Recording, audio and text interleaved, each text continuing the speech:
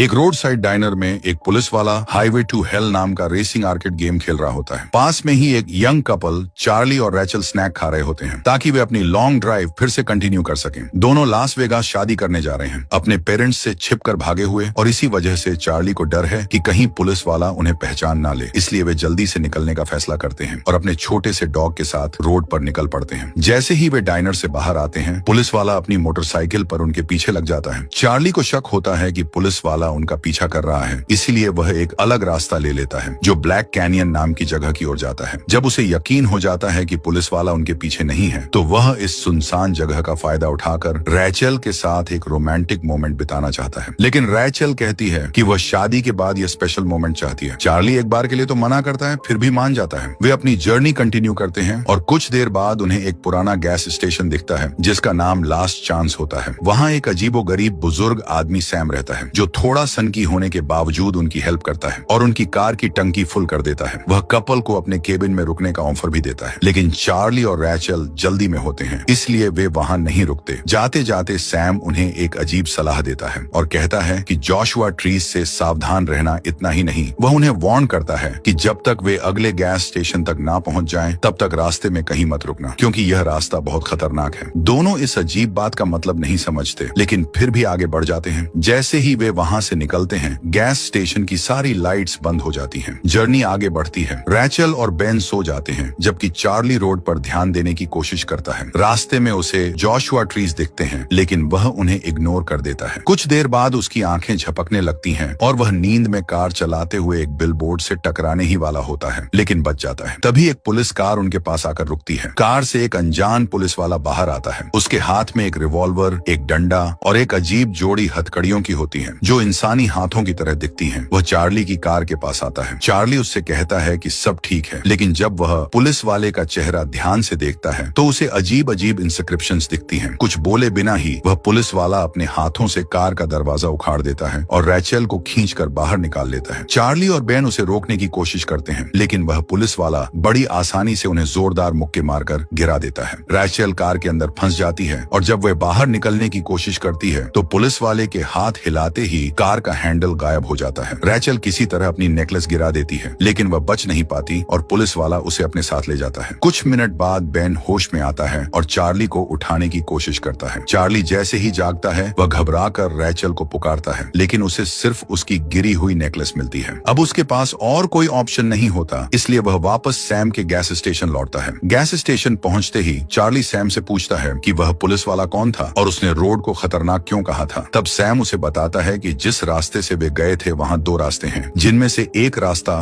Road to hell के नाम से जाना जाता है। अफसोस की बात यह है कि रैचल उसी रास्ते पर चली गई जहाँ पहले भी कई लड़कियां जा चुकी हैं, जिन्हें उस पुलिस वाले ने किडनैप कर लिया था। उनमें से एक लड़की क्लारा भी थी जो सैम की मंगेतर थी, ठीक वैसे ही जैसे चार्ली कार चलाते चलाते सो गया था। क्लारा भी सो गई थी और फिर वह उस पुलिस वाले की कैद में आ गई थी चार्ली को। अब रैचल को बचाने के लिए खुद नर्क में जाना होगा। ऐसा करने के लिए सैम उसे अपनी पुरानी गन और कार देता है। सब कुछ तैयार होने के बाद चार्ली अपनी गाड़ी में रखता है, लेकिन गलती से एक टेडी बियर गिरा देता है जो असल में एक घड़ी भी है। सैम उस घड़ी को उठाता है और उसमें 24 घंटे का अलार्म सेट करता है, क्योंकि चार्ली के पास नर्क से आकर वापस लौटने के लिए बस इतना ही समय है। अगर वो समय पर नहीं लौटा तो उसे हमेशा के लिए वहीं फंस जाना होगा। ये सब जानकर चार्ली और उसका वफादार कुत्ता रैचल को बचाने के मिशन पर निकल पड़ते हैं। सैम उन्हें बताता है कि नर्क का पोर्टल जोशुआ ट्रीज के रास्ते से मिलेगा। चार्ली तेजी से सड़क पर दौड़ता है, लेकिन जैसे ही वो गैस स्टेशन छोड़ता है, सैम को याद आता है कि उसे चार्ली को कार की खास ताकत के बारे में बताना चाहिए था, लेकिन अब बहुत देर हो चुकी है। चार्ली जोशुआ ट्रीज के रास्ते पर तेजी से गाड़ी चला रहा होता है। तभी अचानक एक कार उसके सामने आ जाती है और रुकने का इशारा करती है। चार्ली तुरंत अपनी गाड़ी रोकता है और गन निकालकर तैयार हो जाता है, ये सोचकर कि ये फिर से वही सीरियल पुलिस वाला होगा, लेकिन इस बार एक असली पुलिस ऑफिसर उसकी गाड़ी से बाहर आता है। चार्ली तुरंत कार की स्पीड बढ़ा देता है और पुलिस वाला उसका पीछा करने लगता है। तभी अचानक बीच सड़क पर एक पोर्टल खुल जाता है और चार्ली उसमें घुस जाता है। पुलिस वाला पीछे ही रह जाता है और चार्ली खुद को नर्क में पाता है, एक वीरान जगह जहां बस धूल और दूर दूर तक फैले पहाड़ ही नजर आते हैं। जब चार्ली नर्क को एक्सप्लोर कर रहा होता है, तब सीरियल पुलिस वाला रेचल को नर्क के एक डाइनर में ले जाता है, जहां भटकी हुई आत्माएं अपने खाने का इंतजार कर रही होती हैं। पुलिस वाला रेचल को काउंटर से जकड़कर हथकड़ी लगा देता है और एक गर्म ड्रिंक ऑर्डर करता है, लेकिन तभी एक मरे हुए पुलिस ऑफिसर ऑफिसर की आत्मा उसे परेशान करने लगती है। गुस्से में हेल अपनी गन निकालकर उस आत्मा को गोली मार देता है, जिससे उसकी आत्मा जलकर राख हो जाती है। इस अफरा तफरी के बीच रेचल इस मौके का फायदा उठाती है। अपने ऊपर डाली गई ड्रिंक को हथकड़ियों पर गिराकर उन्हें तोड़ने में कामयाब हो जाती है। वो डाइनर से बाहर भागती है और रेगिस्तान में बचने की कोशिश करती है, लेकिन तभी उसे एक बाइकर गैंग घेर लेता है और रॉयस उसे सीरियल पुलिस वाले के हवाले कर देता है। लेकिन ये साफ कर देता है कि अब पुलिस वाला उसका कर्जदार रहेगा। कुछ घंटों बाद चार्ली भी डाइनर पहुंचता है, लेकिन तब तक रेचल को पुलिस वाला ले जा चुका होता है और इसी बीच बाइकर गैंग चार्ली पर हमला कर देता है। गैंग लीडर रॉयस उससे पूछता है कि वो यहाँ क्या कर रहा है। चार्ली उन्हें बताता है कि वो अपनी गर्लफ्रेंड को बचाने आया है। ये सुनकर रॉयस उसकी हिम्मत से प्रभावित होता है और उसे जाने देता है, लेकिन साथ में उसे चेतावनी देता है कि अगर चार्ली नर्क में मारा गया तो उसकी आत्मा हमेशा के लिए इस गैंग की गुलाम बन जाएगी। चार्ली के पास कोई और चारा नहीं होता, तो वो इस शर्त को मान लेता है और आगे बढ़ जाता है। गैंग के बीच में उसे एक खूबसूरत लड़की दिखती है जो बिल्कुल सैम की मंगेतर जैसी लगती है, लेकिन वक्त बर्बाद करने का समय नहीं होता और चार्ली तेजी से अपनी गाड़ी लेकर फिर से सफर पर निकल पड़ता है। आखिरकार उसे पुलिस वाले की कार दिख जाती है। चार्ली विलेन की कार का पीछा करना शुरू करता है और उसे रोकने की कोशिश करता है, लेकिन वो गाड़ी इतनी मजबूत होती है कि उसके हमलों का कोई असर नहीं होता। दोनों के बीच जबरदस्त रेसिंग चल रही होती है। चार्ली अपनी गन निकालने की कोशिश करता है, लेकिन पुलिस वाला तेज साबित होता है और चार्ली की कार पर गोली चला देता है, जिससे कार बुरी तरह डैमेज हो जाती है। नतीजा ये होता है कि चार्ली को सड़क से हटकर गाड़ी रोकनी पड़ती है, जबकि पुलिस वाला रेचल को लेकर हेल सिटी की तरफ निकल जाता है। चार्ली की कार की हालत उससे भी ज्यादा खराब होती है। उसकी हेडलाइट टूट चुकी होती है और तेल लीक हो रहा होता है। वो मदद की तलाश में रेगिस्तान में भटकने लगता है, लेकिन तभी उसे अपनी गाड़ी किसी अनजान ड्राइवर के साथ जाती हुई दिखती है। चार्ली तुरंत दौड़कर उसे रोकने की कोशिश करता है, लेकिन जब वो करीब पहुंचता है तो देखता है कि वो एक मैकेनिक है जिसका नाम बीजल है और उसके साथ एक रहस्यमयी लड़का भी है। बीजल बताता है कि उसे लगा ये कार छोड़ दी गई है, लेकिन वो इसे अपने गैराज में ठीक कर सकता है। चार्ली उसकी मदद कबूल कर लेता है और अपने कुत्ते के साथ उसके गैराज तक जाता है। बिना किसी परेशानी के बीजल गाड़ी ठीक कर देता है और कहता है कि इसके लिए वो कोई पैसे नहीं लेगा। चार्ली को ये अच्छी बात थोड़ी अजीब लगती है, लेकिन वो शुक्रिया अदा करता है और जल्दी से फिर से रेचल को बचाने के लिए निकल पड़ता है। लेकिन उसे इस बात का अंदाजा नहीं होता कि बीजल के साथ जो रहस्यमयी लड़का था वो चुपके से चार्ली की गाड़ी के बाहर लटक कर उसके साथ आ रहा है। चार्ली और एडम कुछ मिनटों बाद नर्क के एक ऐसे हिस्से में पहुंचते हैं जहां अच्छे इरादों वाले लोगों को भयानक तरीके से सजा दी जाती है। वह लड़का जिसका नाम एडम है आखिरकार चार्ली के सामने आता है और कहता है कि वह रेचल को खोजने में मदद कर सकता है, क्योंकि उसे पता है कि सार्जेंट उसे कहां ले गया है। जब चार्ली देखता है कि लड़का बेन के साथ स्नेहपूर्वक व्यवहार कर रहा है तो वह उसकी मदद स्वीकार कर लेता है। रास्ते में चार्ली एडम से पूछता है कि वह नर्क में कैसे आया। एडम बताता है कि चार्ली की ही तरह उसके पिता भी रास्ते में सो गए थे और सार्जेंट ने उन्हें खत्म कर दिया, जबकि एडम को बीजल के हवाले कर दिया गया था। ये जानकर कि यह लड़का भी हेलकॉप का एक और शिकार है, चार्ली वादा करता है कि वह रेचल को बचाएगा और एडम को अपने साथ जीवितों की दुनिया में वापस ले जाएगा। एडम खुशी खुशी सहमत हो जाता है और चार्ली को बताता है कि रेचल को हॉफ्स नामक नाइट क्लब में ले जाया गया है। वहां पहुंचकर चार्ली एडम और बेन को कार में छोड़ देता है और सैम की बंदूक लेकर नाइट क्लब के अंदर चला जाता है। अंदर उसे कई लड़कियां पिंजरों में बंद दिखाई देती हैं। सभी पिंजरों की तलाश करने के बाद उसे आखिरकार रेचल मिल जाती है। वह उसे मुक्त करने की कोशिश करता है, लेकिन तभी सार्जेंट आ जाता है। चार्ली उस पर गोली चलाता है, लेकिन कोई असर नहीं होता। वह अपनी बंदूक को दोबारा लोड करने की कोशिश करता है, लेकिन सार्जेंट उसे रोक लेता है और चार्ली को एक पिंजरे में फेंक देता है। फिर हेलकॉप चार्ली की बंदूक उठाता है, उस पर गोली चलाता है और रेचल को अपनी कार में वापस ले जाता है। इसके बाद सार्जेंट नाइट क्लब से चला जाता है, जिससे चार्ली गंभीर रूप से घायल हो जाता है। उसे खतरे में देखकर एडम तुरंत उसकी मदद के लिए दौड़ता है। तभी बीजल प्रकट होता है और कहता है कि वह चार्ली को बचा सकता है, लेकिन इसके लिए एडम को वादा करना होगा कि वह फिर कभी वर्कशॉप से भागने की कोशिश नहीं करेगा। लड़का इस शर्त को मान लेता है और फिर बीजल एडम का हाथ चार्ली की चोट पर रखता है और रहस्यमयी जादू से उसे ठीक कर देता है। सौभाग्य से चार्ली पूरी तरह स्वस्थ होकर नाइट क्लब में जाग जाता है। बीजल उसे बताता है कि वह अपने मजबूत दिल की वजह से बच गया, लेकिन अब उसे अपनी दुनिया में वापस जाना चाहिए। चार्ली इनकार कर देता है क्योंकि वह इतनी आसानी से रेचल को छोड़ना नहीं चाहता। बीजल उसे रोड टू नोवेयर नामक शॉर्टकट के जरिए हेल सिटी पहुंचने की सलाह देता है। चार्ली इस रास्ते पर जाने का फैसला करता है, लेकिन बीजल उसे चेतावनी देता है कि एडम उसके साथ नहीं जा सकता क्योंकि उसने अपना वादा किया है। चार्ली को इसका अफसोस होता है, लेकिन वह जानता है कि उसे अपनी यात्रा जारी रखनी होगी और वह शॉर्टकट की ओर बढ़ जाता है। रास्ते में एक बार फिर रॉय और उसकी बाइकर गैंग उस पर हमला कर देती है, लेकिन सौभाग्य से चार्ली उनसे छुटकारा पाने में सफल हो जाता है और शॉर्टकट खोज लेता है। यह रास्ता एक पहाड़ की गुफा के अंदर से होकर जाता है और केवल पैदल चलकर पार किया जा सकता है। है। वह अपनी कार छोड़कर गुफा के अंदर प्रवेश करता है। थोड़ी देर बाद उसे मोटरसाइकिल की आवाज सुनाई देती है। यह सोचकर कि रॉय आ रहा है, वह उस पर हमला करने की कोशिश करता है, लेकिन यह क्लारा होती है। वह बताती है कि यह गलत फैसले की वजह से वह सैम को छोड़कर नर्क में फंस गई थी। वह चार्ली को चेतावनी देती है कि वह भी ऐसी गलती न करे और इस जगह से बाहर निकल जाए, लेकिन चार्ली रैचल को बचाने के अपने इरादे पर अडिग रहता है। क्लारा की चेतावनी को नजरअंदाज करते हुए चार्ली गुफा के अंदर आगे बढ़ता है और एक दरवाजा देखता है जो एक होटल के कमरे में खुलता है। वहाँ वह आखिरकार रैचल को पाता है जो बिस्तर से बंधी होती है। उसे देखकर वह खुश हो जाता है, लेकिन जल्द ही उसे एहसास होता है कि रैचल का व्यवहार कुछ बदला हुआ है। रैचल कहती है कि वह अपने बॉयफ्रेंड के साथ एक रोमांटिक पल बिताना चाहती है, लेकिन चार्ली को महसूस होता है कि सार्जेंट नजदीक आ रहा है। उसकी आशंका सच साबित होती है जब हेलकॉप कमरे की दीवार तोड़कर अंदर घुस जाता है और उस पर हमला करने के लिए आगे बढ़ता है। हेलकॉप अपनी बंदूक निकालता है, लेकिन चार्ली एक कुर्सी से उसे बेअसर कर देता है। फिर भी सार्जेंट ज्यादा ताकतवर होता है और एक घूंसा मारकर चार्ली को गिरा देता है, फिर उसे जोर से दीवार पर फेंक देता है। इसके बाद सार्जेंट आखिरी वार करने की तैयारी करता है, लेकिन चार्ली जल्दी से जमीन पर पड़ी अपनी बंदूक उठा लेता है और उस पर गोली चला देता है। गोली सही निशाने पर लगती है और हेलकॉप धुआं बनकर बिखर जाता है। चार्ली मौका देखते ही रैचल के साथ भागने की कोशिश करता है, लेकिन रैचल तो रोमांटिक मूड में उसे अपने साथ कमरे में रोकना चाहती है। चार्ली को समझ आता है कि ये वो रैचल नहीं है जिसे वो जानता था, इसलिए वो वहाँ से हट जाता है। तभी पूरा खेल सामने आ जाता है। आईने में उसकी परछाई दिखाती है कि असली रैचल नहीं बल्कि एक राक्षस है जो उसका रूप लिए हुए है। जैसे ही वो दानव चार्ली पर हमला करता है, चार्ली खुद को बचाने की कोशिश करता है, लेकिन राक्षस उसे कुर्सी पर जकड़ लेता है और अपनी पूंछ से कसकर पकड़ लेता है। फिर भी चार्ली जेब से चाकू निकालता है और उसकी पूंछ काट देता है, जिससे वो खुद को आजाद कर पाता है। आखिरकार वो अपनी गन निकालकर राक्षस को खत्म कर देता है, जो बिस्तर के नीचे छिपे कुएं में गिरकर सीधे नर्क की गहराइयों में चला जाता है। चार्ली इस लड़ाई में जीत तो जाता है, लेकिन अब उसे एहसास होता है कि वो शॉर्टकट बस एक छलावा था। रैचल को बचाने का समय कम होता जा रहा है। फिर भी चार्ली अपनी गाड़ी में बैठता है और तेज रफ्तार से रास्ते पर बढ़ता है, जहां उसे कई कारें एक विशाल सुरंग की ओर जाते हुए दिखती हैं। जल्द ही रास्ता एक लड़ाई में बदल जाता है, जहां बाकी कारें चार्ली को टक्कर मारकर नर्क सिटी तक पहुंचने से रोकने की कोशिश करती हैं। मगर चार्ली हार मानने वालों में से नहीं है। वो चालाकी से उन गाड़ियों को चकमा देता है और आखिरकार सुरंग पार कर नर्क सिटी के दरवाजे तक पहुंच जाता है। अब उसे आगे पैदल ही बढ़ना था। उसके दोस्त बेन के साथ वह एक पुल की ओर बढ़ता है, जिसे 3 सिरों वाला नर्क का रक्षक सेरबेरस बचा रहा होता है। वो चार्ली को आगे बढ़ने नहीं देता, लेकिन बेन उसका ध्यान भटकाने के लिए आगे आता है ताकि चार्ली आगे बढ़ सके। जैसे ही चार्ली पुल पार करता है, वो एक बंदरगाह पर पहुंचता है, जहां उसे चारोन मिलता है, मरे हुए लोगों को पार कराने वाला नाविक। चारोन चार्ली को बताता है कि वो उसे नाव से नर्क सिटी तक ले जाएगा, लेकिन चेतावनी देता है कि अगर वो झील पार करता है तो शायद वापसी का कोई रास्ता नहीं होगा। चार्ली उसकी बातों का धन्यवाद करता है और आखिरकार नर्क सिटी पहुंच जाता है, जो किसी विशाल आधुनिक महानगर की तरह दिखती है। यहाँ पहुंचते ही राक्षसी गार्ड्स चार्ली का पीछा करने लगते हैं, लेकिन वो किसी तरह बचते हुए एक आलीशान कमरे में पहुंच जाता है। वहाँ उसे रैचल मिलती है, लेकिन उसे यकीन नहीं होता कि वो असली है या नहीं, इसलिए वह आईने में उसकी परछाई देखता है और आखिरकार आश्वस्त हो जाता है कि उसने सही रैचल को ढूंढ लिया है। लेकिन उनका मिलन ज्यादा देर नहीं टिकता, क्योंकि शैतान खुद सामने आ जाता है और बताता है कि उसने रैचल को अपनी पत्नी बनाने के लिए बंदी बना रखा है। वो यह भी कहता है कि वो रैचल को एक ऐसी जिंदगी देगा जिसमें ऐशो आराम की कोई कमी नहीं होगी, ऐसी जिंदगी जो चार्ली उसे कभी नहीं दे सकता। लेकिन रैचल इस प्रस्ताव को ठुकरा देती है, क्योंकि वो सच्चे दिल से चार्ली से प्यार करती है और उसी के साथ रहना चाहती है। शैतान उनके प्रेम को देखता है और कहता है कि वे जा सकते हैं, लेकिन एक शर्त पर कि वे पीछे मुड़कर नहीं देखेंगे, वरना वे कभी मुक्त नहीं हो पाएंगे। दोनों इस शर्त को मानकर भागते हैं, लेकिन तभी शैतान हंसने लगता है और अपने असली रूप को प्रकट करता है। वो और कोई नहीं बल्कि बीजल मैकेनिक था। कुछ ही मिनटों में चार्ली और रैचल शहर से बाहर निकलने की कोशिश करते हैं, लेकिन उन्हें अतीत की भटकी हुई आत्माओं से घिरा हुआ पाते हैं। सौभाग्य से